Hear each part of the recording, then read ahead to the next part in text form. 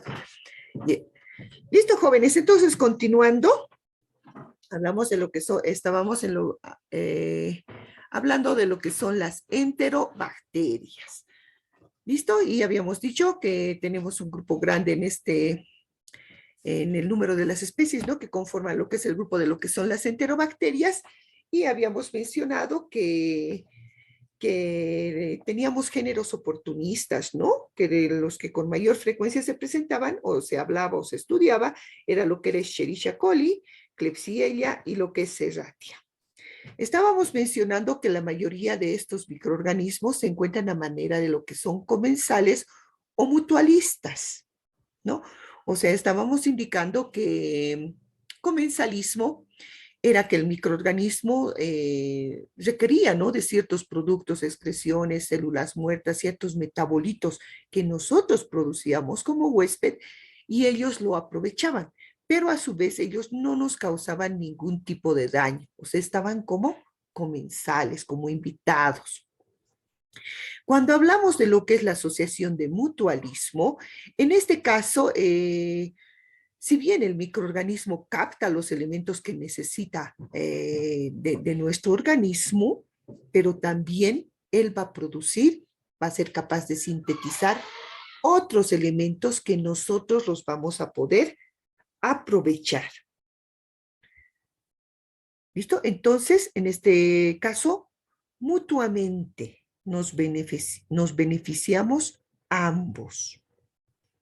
¿Listo? Cuando hablamos de morfología, la mayoría se presenta a manera de lo que son bacilos, cocobacilos o pleomórficos. Cuando hablábamos del hábitat lógico, ¿no? Si estamos hablando de enterobacterias, se van a encontrar en lo que es los intestinos, pero también se pueden encontrar en lo que es la uretra anterior, eso por la proximidad, ¿no? Por donde son eliminados lo que son las heces. Lógico, también se van a encontrar en lo que es la región perianal, se pueden encontrar en lo que son las vías aéreas superiores, esto en pequeña proporción, y esto más que nada se debe a, digamos, al mal aseo, ¿no?, que nosotros realizamos de nuestras manos, digamos, después de que vamos a realizar nuestras deposiciones en lo que es los servicios sanitarios. Tenemos, o sea, cuando hablamos de enterobacterias, se habla de colonias que son capaces de fermentar la lactosa, de las que le fermentan lentamente y de las que no la fermentan, ¿no? Colonias que son capaces de fermentar lo que es la lactosa, tenemos Escherichia coli, Klebsiella, entre los que menciona lo que es nuestro texto. Tenemos las que fermentan lentamente la lactosa como es Serratia y las no fermentadoras como es Salmonella, Shigella y Proteus.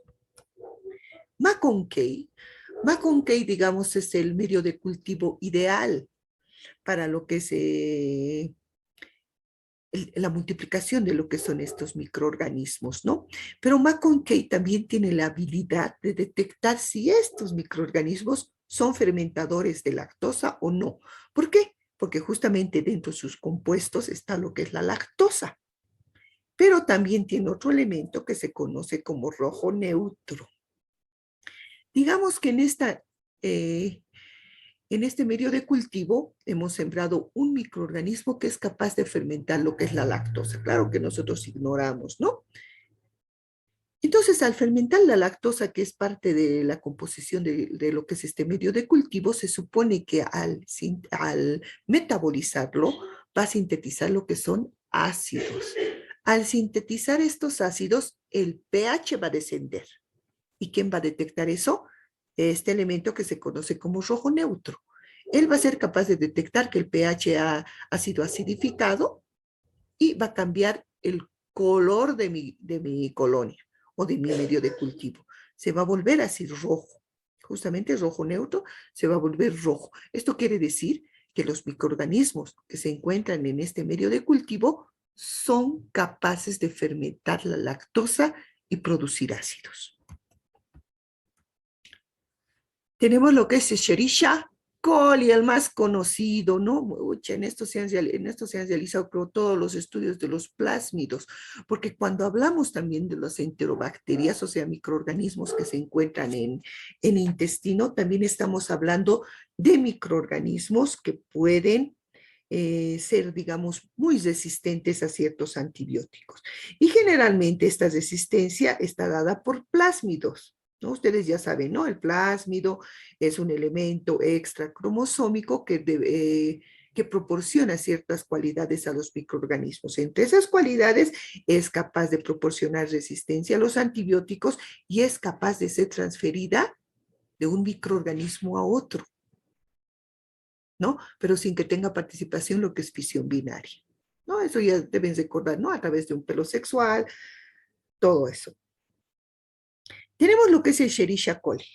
Al hablar de Escherichia coli es hablar del 80% de lo que es la conformación en lo que es la flora intestinal. O sea, Escherichia coli va a ir a formar parte del 80% de lo que es la flora intestinal, entre todos los otros microorganismos que conforman las enterobacterias, ¿no?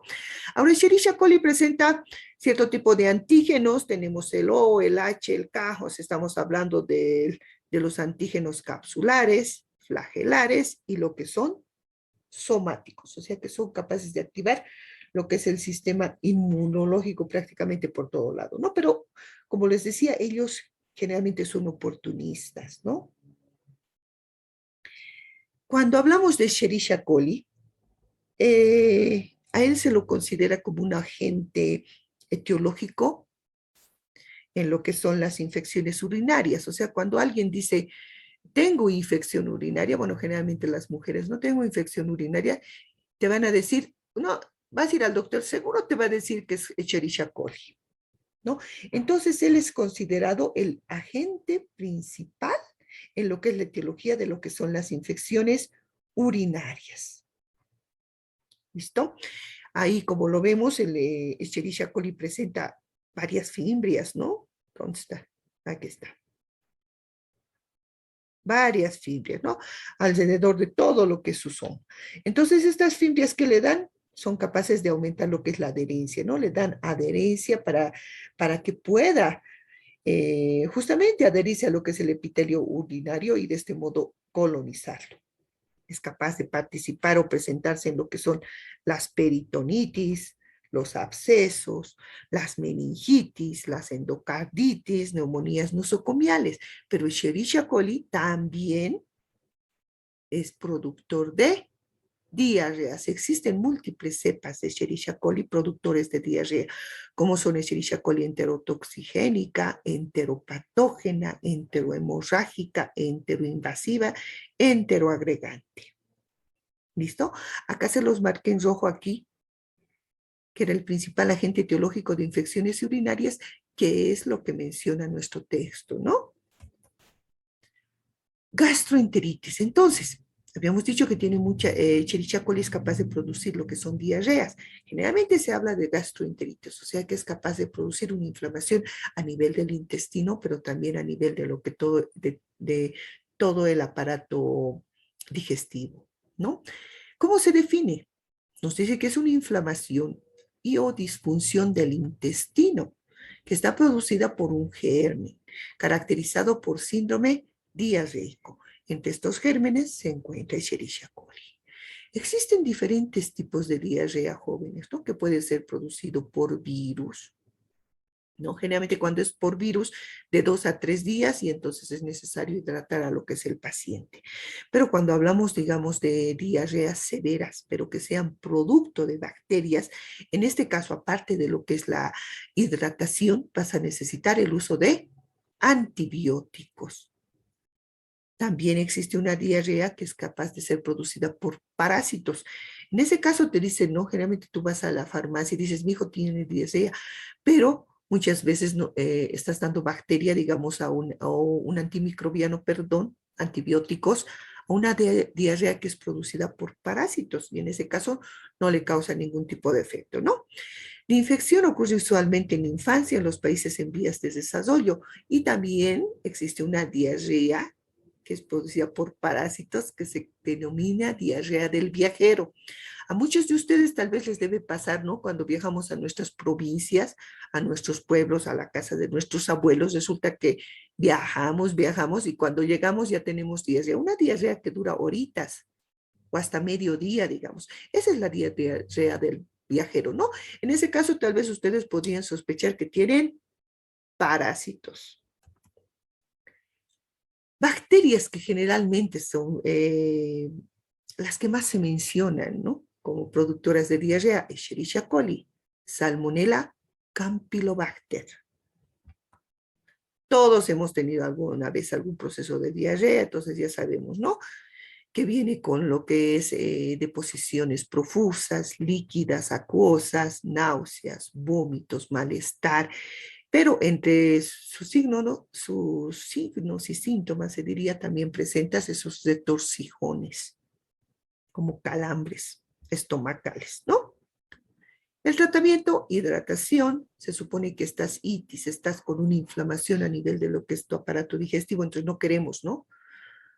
No queremos que se inflame más, no queremos que se irrite más y lógico, tienes que dar una dieta blanda, blanca, sin irritantes, como enfermito, ¿no? Y proporcionar los medicamentos de acuerdo a lo que es la etiología de lo que es la gastroenteritis.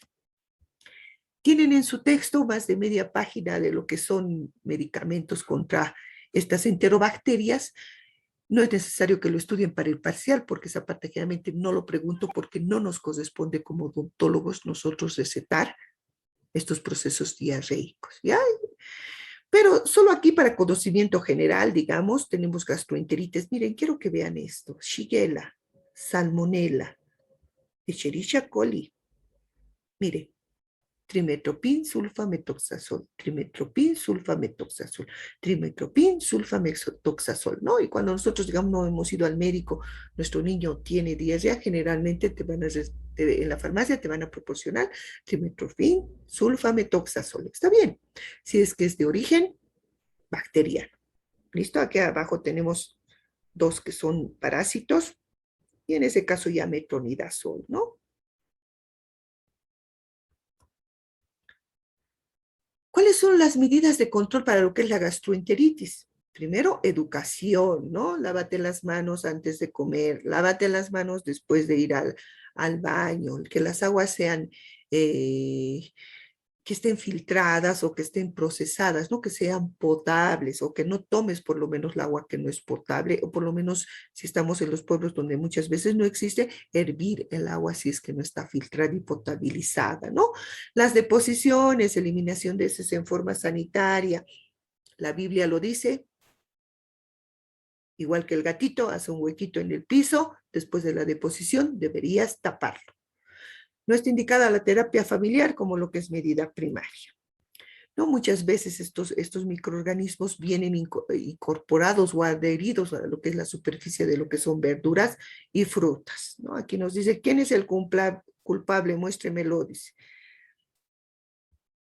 Nos dice Escherichia coli también participa en lo que son pielonefritis. Cuando hablamos de pielonefritis ya hablamos de infecciones un poco mucho más severas en lo que es respecto a infecciones urinarias, ¿no? Y estamos hablando que tu orina va a venir con pus, pielo. Tenemos lo que es la serratia. Cuando hablamos de serratia, estamos hablando de que este microorganismo va a ser el causante del 75 a 90% de lo que son las infecciones nosocomiales, las infecciones que tú puedes adquirir mientras estás internado, ¿no? Y entre estas es lo principal, puede llegar a causar lo que es neumonía y sepsis en lo que son los pacientes con cáncer.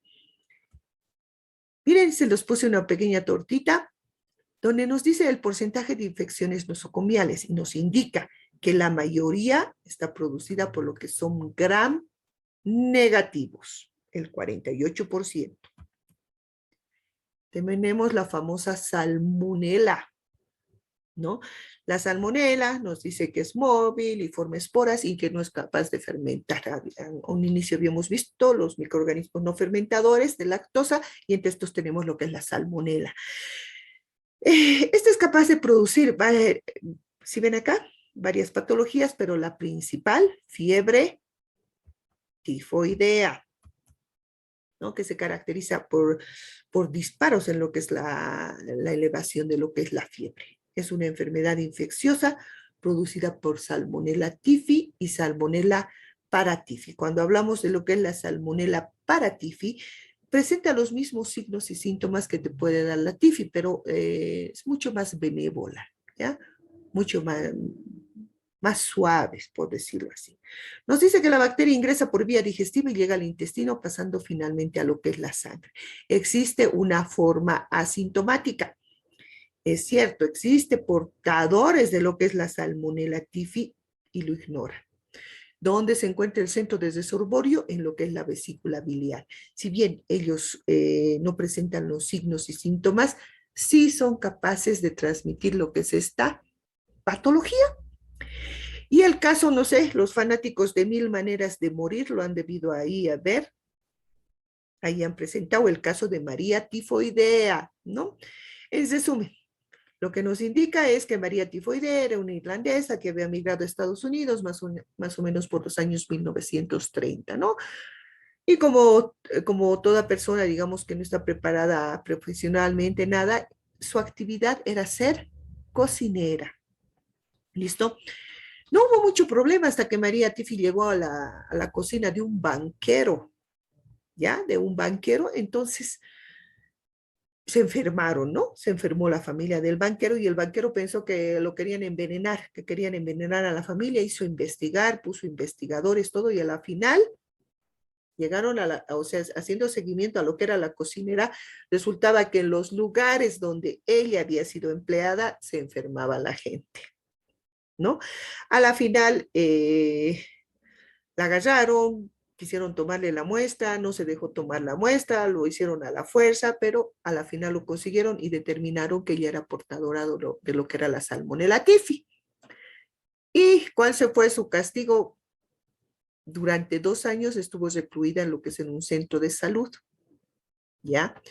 Posteriormente a eso determinaban, ¿no? Que no había motivo para encerrarla porque era algo de lo que ella no estaba, digamos, no era a propósito lo que ella hacía. Entonces la liberaron con la condición que nunca más trabaje como cocinera. Pero como prácticamente era lo único que ella sabía hacer, lo volvió a reincidir y trabajó en una construcción donde no sé cuántos obreros se enfermaron, ¿no?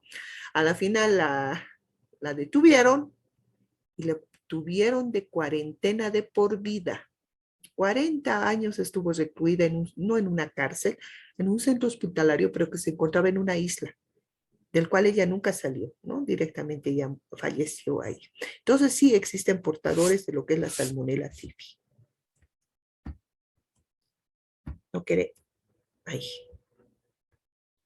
Tenemos lo que es la Shigella, ¿no? Shigella. Seguimos en enterobacterias, no son inmóviles, no esporulados, y su patogenia se produce debido a endotoxinas y exotoxinas que produce lo que es este microorganismo. ¿Qué patología puede causar? Lo que es la disentería bacilar. La Shigella, que más se conoce, la que más se maneja, Shigella disenterae, ¿no? Y estos son las otras 4 especies. La disentería, ¿no? Es igual. Es cierto tipo de diarrea donde la deposición, o sea, no es tan sólida, pero ¿qué le caracteriza? Que esta deposición va a presentar lo que son moco, o puede presentar también sangre. También se caracteriza por lo que es la proctitis. La proctitis es esa sensación de que quieres ir al baño y cuando vas, nada, ¿no? No pasa nada. Tenemos Proteus. Hablar de Proteus es hablar de infecciones urinarias en niños, donde también podemos encontrar lo que son estas infecciones urinarias producidas por Proteus, ¿no? En lo que es la cistitis. Existe una cistitis que se denomina la cistitis de la luna de miel. Todas las mujeres, absolutamente todas, cuando nos casamos, debido a la frecuencia de las relaciones sexuales, llegamos a presentar lo que es infección urinaria, ¿ya? Y muchas veces puede ser Escherichia coli, pero también puede ser debido a lo que es Proteus. El que más se conoce, el que más se maneja, Proteus mirabilis, ¿no? Y ahí tenemos las otras 4 especies, Vulgaris, Morgani, Zedgeri. Klebsiella. Klebsiella, ¿no? Tenemos la más conocida, Klebsiella pneumoniae, que es capaz de producir justamente lo que es la neumonía. Lo que es la neumonía, ¿no? Eh, Cuando hablamos de lo que es esta neumonía, lógico, se presenta en lo que son los pulmones, y, pero le va a caracterizar un tipo de flema, tipo gelatina, espesa, pero que parece así como una mermelada de frutilla, ¿no? O sea, eso le denominan groselia, esputo de groselia, ¿ya? O sea, que va a presentar rastros de sangre, ¿no? Estos rastros de sangre son una característica de que se está destruyendo prácticamente rápidamente lo que son el tejido pulmonar, ¿no?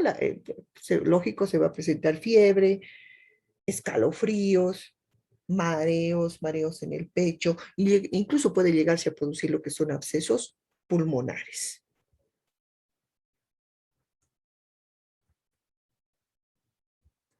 Vamos a ver el otro tema. Tenemos lo que son los bacilos gram positivos, anaerobios, facultativos. Bacilos gram positivos, o sea, que captan la primera colorante de la tinción gram. Anaerobios facultativos viven en presencia o ausencia de lo que es oxígeno. Los principales representantes, no podemos ver todos las especies o los géneros que conforman o que se pueden presentar en cavidad oral, solo los principales, ¿ya? Tenemos lo que son lactobacilos, actinomyces, Corynebacterium, Propionibacterium y el género Rhotia, ¿ya? Al igual que los otros, la mayoría de estos habitan en nuestra, o sea, son parte de lo que es la microflora normal en cavidad oral, ¿ya? Habitan a manera de comensalismo, que ya lo expliqué, o pueden ser mutualistas. ¿Listo? Cuando nosotros hablamos de lo que son los bacilos gram positivos anaerobios facultativos, entonces estamos hablando de microorganismos, nos dice bacilos, ¿no? O sea, de una forma alargada a manera de lo que es bastón. Chin, chin, chin. Habitan abundantemente en lo que es la naturaleza, están presentes en lo que son las frutas, pueden estar presentes en estos materiales en descomposición, o sea, frutas, vegetales en descomposición, en cavidad oral, también se pueden encontrar en lo que es la placa bacteriana, podemos encontrarlo en lo que es la vagina. Lactobacilos. Ustedes como odontólogos jamás se pueden olvidar Streptococcus, lactobacilos, actinomyces, cuando hablamos de caries. Vamos a hablar un poquito de lactobacilos, ¿no? Estas son las especies más representativas en cavidad oral. Tenemos lactobacilos acidófilos. Acidófilos se caracteriza porque puede tolerar pHs bajísimos, ¿ya? Bajísimos. Y el lactobacillus va a seguir multiplicándose. A él le favorece en lo que es su multiplicación. Tenemos lactobacillus salivarius, fermentus, oris, vulgaricus y lactobacillus casei, ¿no? Una de las ventajas de lo que son los lactobacillus es que los lactobacillus no requieren de hierro para su metabolismo, cosa que la mayoría de los microorganismos lo requieren, ¿ya? Y otra, tienen alta tolerancia a lo que es el peróxido de hidrógeno. O sea, va a ser difícil de eliminarlos mediante lo que es la utilización de peróxido de hidrógeno. Ahora, tenemos lo que es lactobacillus casei, ¿no? Cuando hablamos de lactobacillus casei, es directamente hablar de probióticos. Directamente se nos tiene que venir a la mente la palabra probióticos, ¿no? Se dice que más o menos en 1930, miles de personas estaban muriendo por desnutrición crónica, ¿no? También estábamos a pie, ¿no? De lo que era la Primera Guerra Mundial. Entonces hubo un microbiólogo, un estudioso, ¿no? Que se conocía, o bueno, que se llamaba Manoru Shirota. ¿Qué hizo Shirota? Shirota lo que hizo, estaba estudiando justamente los microorganismos que se podían presentar en lo que eran las heces humanas. Él consiguió aislar lo que es un microorganismo, que lo bautizó como Lactobacillus casei. Ya. Él haciendo sus estudios consiguió que este microorganismo se vuelva resistente a lo que eran los jugos gástricos, lo que eran los jugos biliares, ¿ya? Entonces ha profundizado sus estudios y descubrió que el Lactobacillus casei era capaz de disminuir el crecimiento de bacterias nocivas en intestino. Él ha fortalecido la cepa y lo ha incorporado a un yogur, que en ese caso se denominaba Yakult. Y ahí se ha originado lo que son los probióticos. Hablar de probióticos jóvenes es hablar de microorganismos vivos, ¿no? Incorporados en estas bebidas y que pueden beneficiar lo que es la salud de nosotros, ¿no? De nosotros como huéspedes. Estos microorganismos se cree que mejoran lo que es la digestión, que lo que él estaba haciendo era buscar algo que favorezca a lo que eran los niños desnutridos, porque él regalaba prácticamente estos productos, pero él lo que estaba tratando de buscar era una solución justamente a la disentería, ¿no? A ese tipo de diarreas. ¿Qué más tenemos por acá? A ver. Hablar de lactobacilos es hablar de invasores secundarios. ¿Por qué? Porque el lactobacillus tiene poca capacidad de adhesión a lo que son las superficies dentarias. Entonces, lactobacillus lo que va a encontrar son grietas, son ranuras, lugares donde pueda, ¿no?, detenerse prácticamente. Lactobacillus es secundaria a la acidificación que produce Streptococcus mutans, ¿no? Y que permite justamente el crecimiento de lo que son estos microorganismos, ¿no?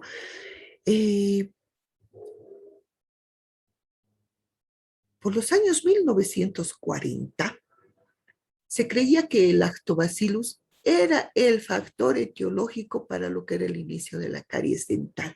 ¿Por qué? Porque la alta proporción que lo encontraban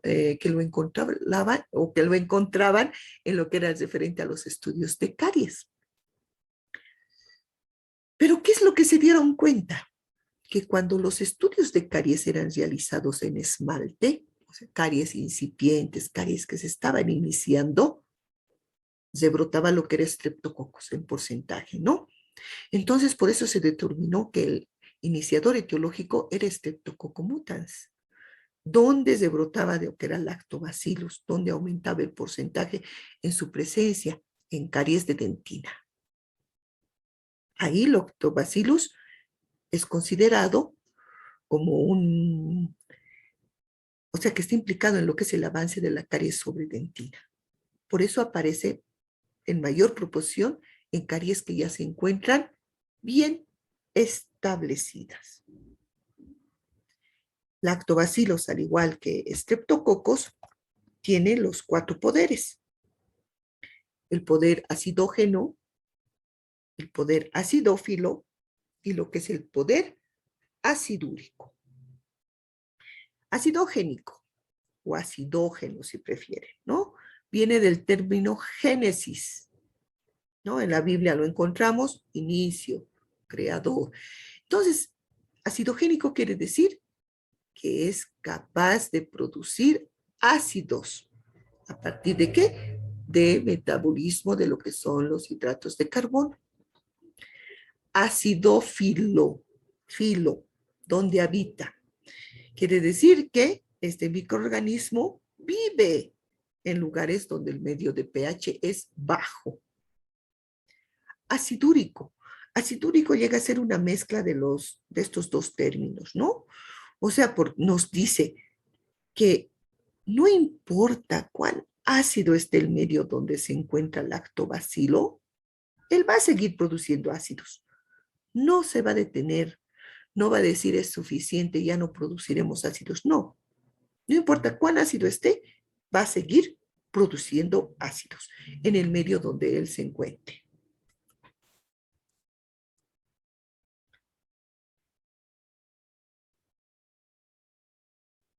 Ya, creo que eso es todo. Ahora, tenemos actinomices.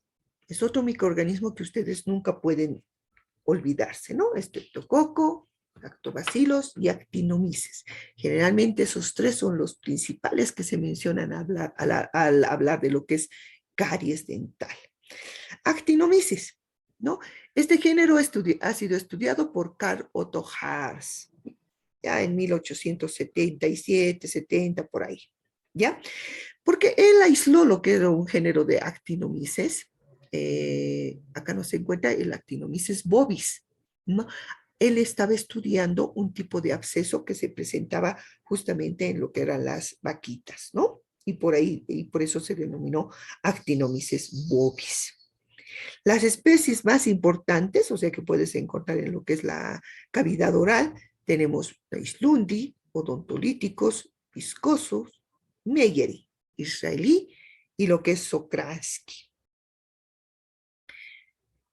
Cuando hablamos de lo que es Naislundi y viscosus, generalmente estos los vamos a encontrar en lo que es el dorso de la lengua, en lo que son las criptas amigdalinas, se puede encontrar en lo que es la placa dental supragingival, en cálculos, en caries radiculares. Ojo, caries radiculares. Hablar de actinomices es hablar de caries radiculares. Hablar de lactobacilos es de hablar de caries dentina. Hablar de estreptococos, etiológico de caries, esmalte. ¿Listo? Entonces, en caries radiculares, ¿no? Cálculos. Acá, Sokransky también se lo puede encontrar en lo que es la vagina y en lo que es colon y, bueno, lógicamente también en lo que es cavidad oral. Tiene un factor de virulencia hablar de actinomices, ¿no? Actinomices presenta lo que son fimbrias. ¿Qué hacen estas fimbrias? Aumentan lo que son los fenómenos de adhesión, agregación y coagregación. No sé si se acuerdan esos tres términos. Hablar de adhesión era el microorganismo se adhiere, en este caso, a la superficie del diente. Cuando hablamos de coagregación, hablamos que los microorganismos se adhieren entre ellos, entre diferentes especies, pero se van adhiriendo, ¿no? Hablar de lo que es coagregación o congregación es cuando ya los microorganismos que no tienen un poder de agregación se entremezclan con los que sí lo tienen.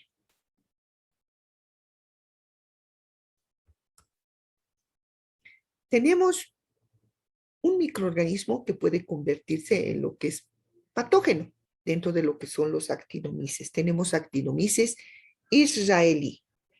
Actinomices israelí es un patógeno oportunista, ya prácticamente todos los que hemos mencionado hasta el momento.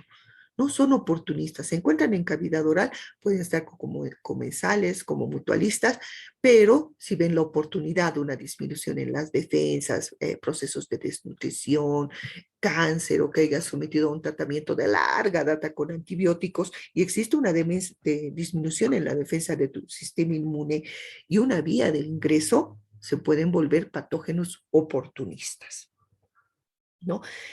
Actinomices israelí está implicado en una patología que se conoce como actinomicosis. Actinomicosis, ¿ya? Esta patología, nosotros como odontólogos podemos ser causantes de ella, ¿no?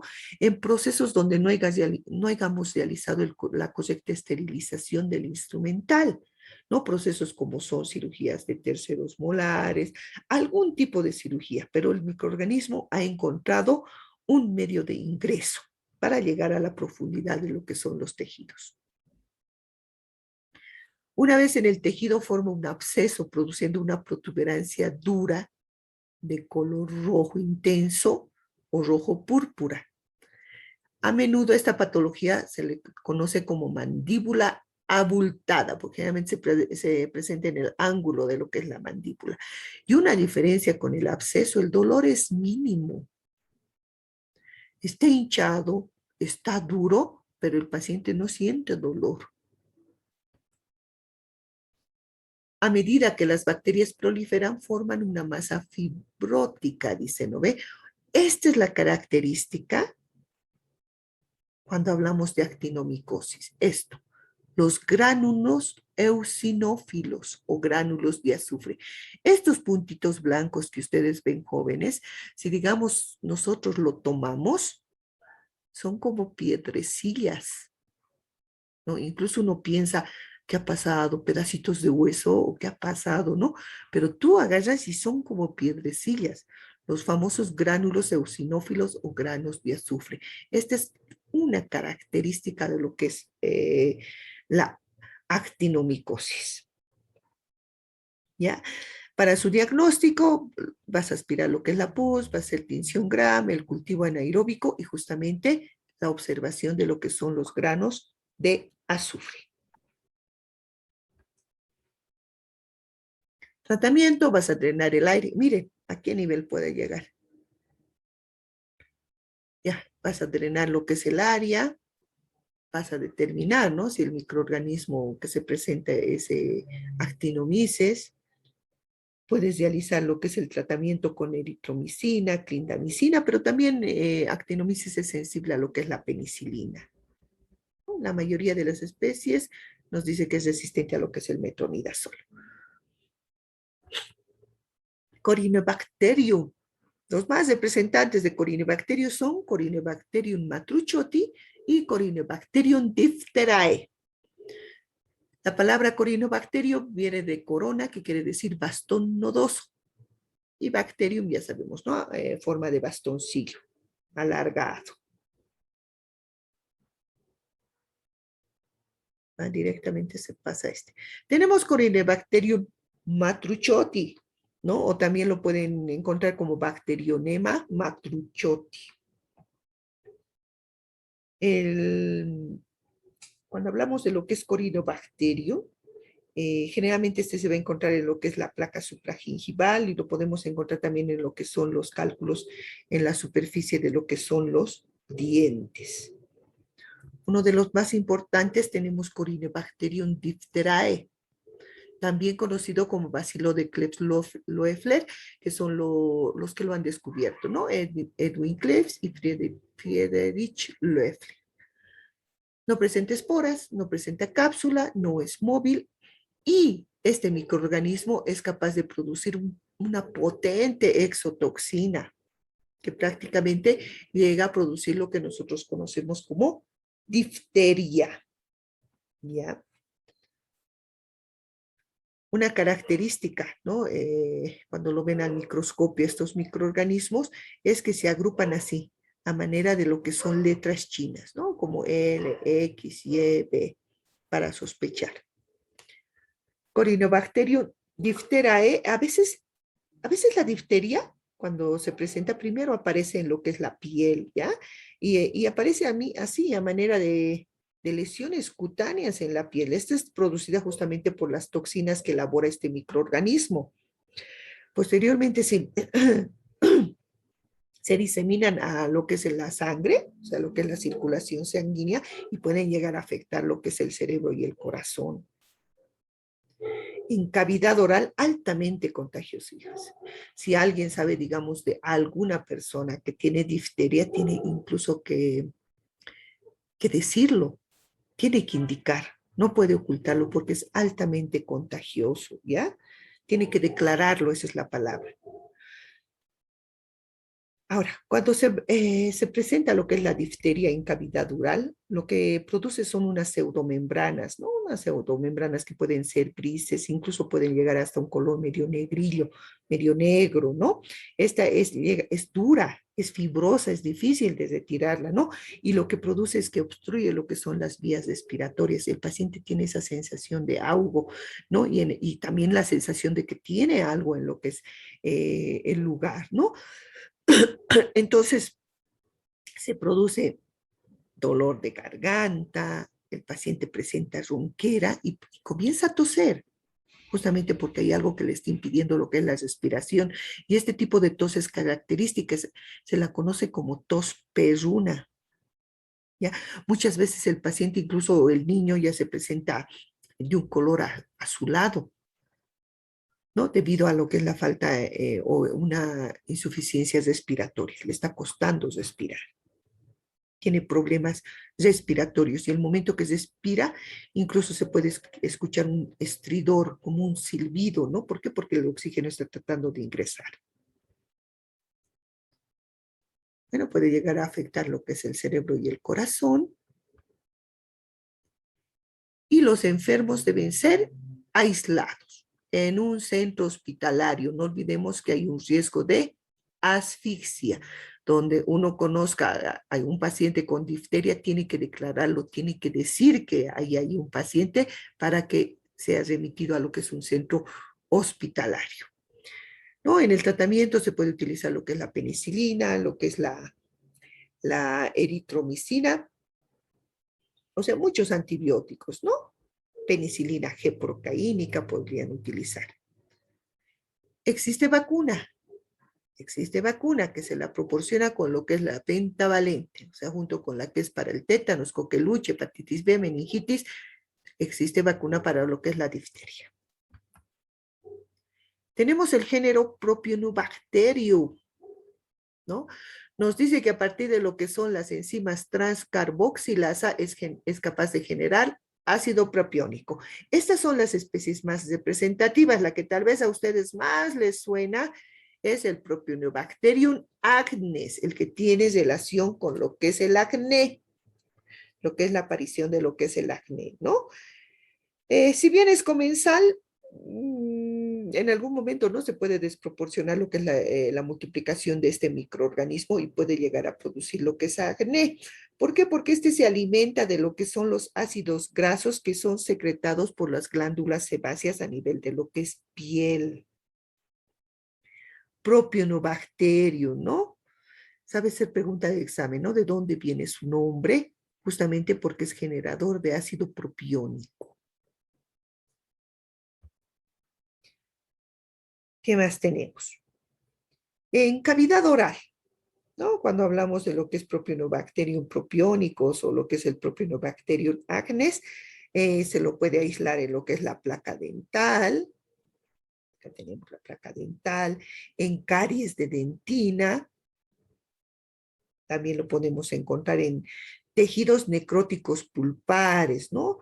Tejidos donde la caries prácticamente ya ha llegado a nivel de lo que es la pulpa dentaria y ya se ha producido la necrosis de lo que es la pulpa dentaria, en bolsas periodontales, ¿no? En periodontitis, de hecho, ¿no? No olvidemos signo patognomónico de la periodontitis, son lo que son las bolsas periodontales. Y también puede causar, igual que actinomyces israelí, lo que es actinomicosis. Casi todas las cepas muestran sensibilidad a penicilina, amoxicilina clavulámico, cefalosporina. Son muy sensibles, ¿no? A lo que son los antibióticos. Y por último, tenemos al género Rhotia. La Rhotia dentocariósea, la Rhotia mucilaginosa son lo que son las más representativas, ¿no? Tienen capacidad de fermentar. Forma cápsulas, no presenta esporas, puede tener múltiples formas, es inmóvil y generalmente se lo asocia a lo que es la enfermedad periodontal y lo que es la endocarditis bacteriana, ¿no? Entonces, es bueno durante una cirugía siempre realizar una cubierta, ¿no? Una profilaxis antibiótica. Ahora, una característica de lo que es el género Rhotia es que estos son ácidos resistentes. O sea, ¿qué quiere decir? ¿Qué quiere decir ácido resistente? Es que produce ácidos, pero lo hace bien despacio, de forma lenta, porque no es capaz de resistir pHs así bien ácidos, ¿ya? No los tolera.